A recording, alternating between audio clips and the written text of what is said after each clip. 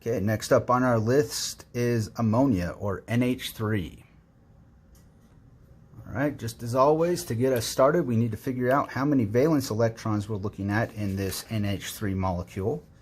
We'll begin by looking at our periodic table and checking where hydrogen is. It's at the 5A position.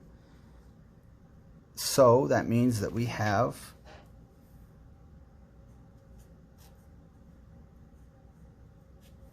5 valence electrons.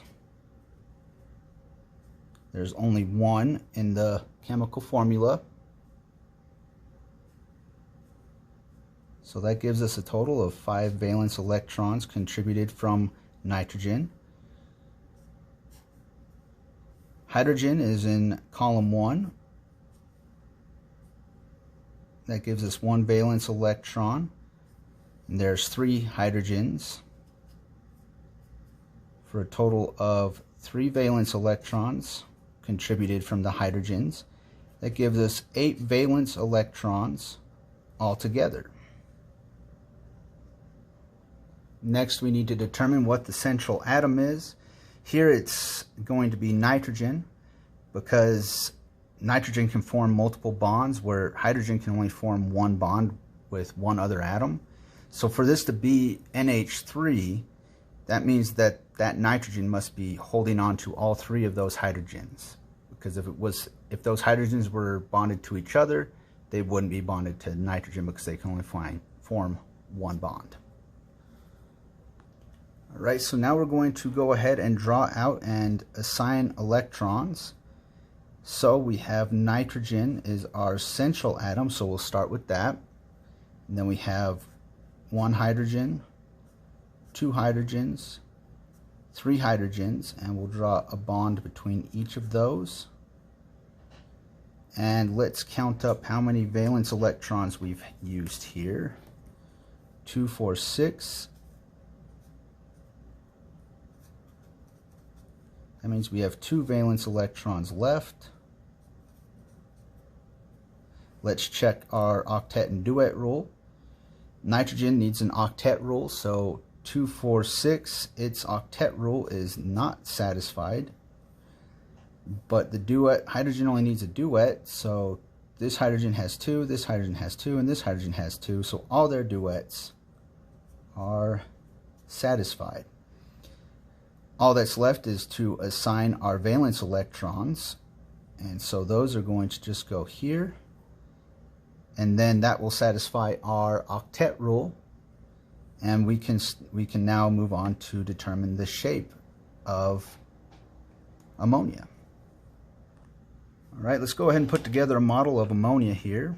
So I have NH3, here's my blue for nitrogen. I have 3 hydrogens, all of them single bonded to this nitrogen.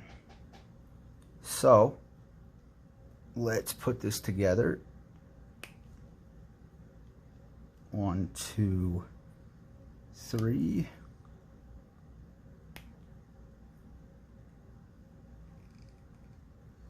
And then we have just a lone pair that would be here. So you can see, I'm just going to put a bond here so I can handle this. This is going to be kind of a pyramidal shape.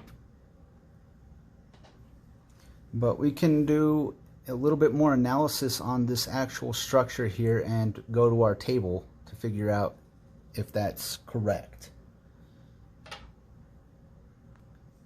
Okay, so let's begin analyzing this. Our central atom is nitrogen, so we'll be looking at the domains around that. So how many electron domains are around nitrogen? Well, we have this lone pair, we have this bond, we have this bond, and we have this bond. So 4 total domains. And how many of those domains are involved in bonding? Well, we have 3 bonds, so 3 bonding domains. That leaves just 1 lone pair. And if you go over to your table, you'll see that for 4, 3, and 1. So 4 electron pairs, 3 bonds, and 1 lone pair. You get a trigonal pyramidal geometry.